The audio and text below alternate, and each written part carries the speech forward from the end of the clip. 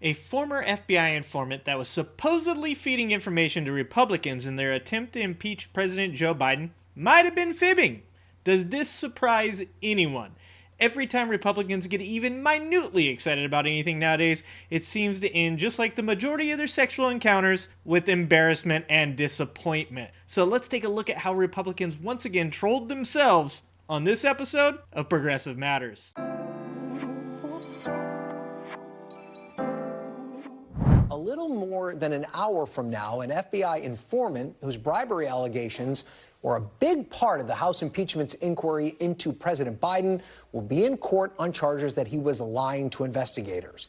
The special counsel investigating Hunter Biden has charged the informant, Alexander Smirnoff, with 2 counts of false testimony and falsification of records. You heard him right. Alexander Smirnoff.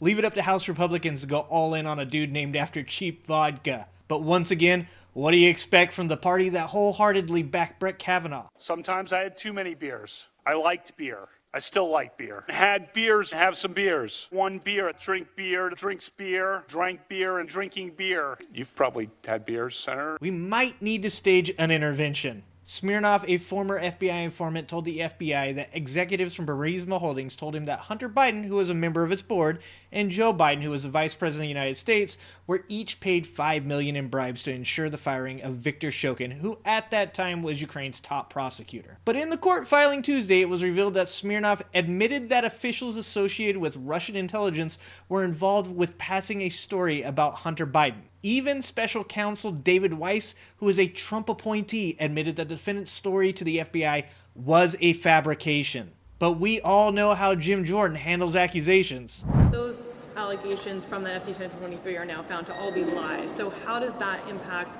the investigation? I think you should ask the FBI why they were so reluctant.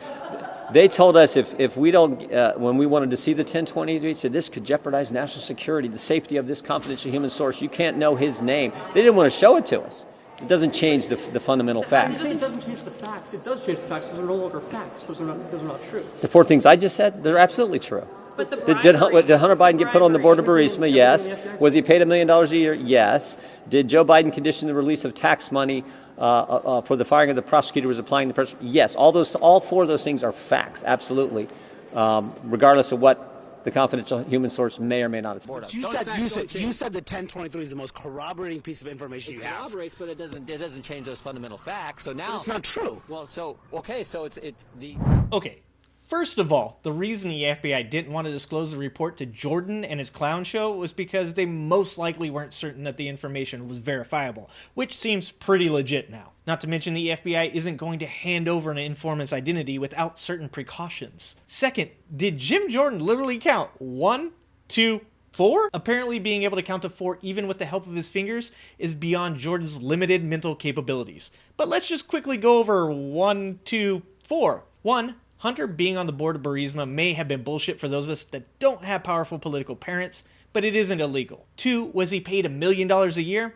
Once again, bullshit? Yes. Illegal? No. And 3, or 4, if you don't know how to count, Joe and Hunter Biden getting bribed to have Shokin ousted is literally what Smirnoff lied about.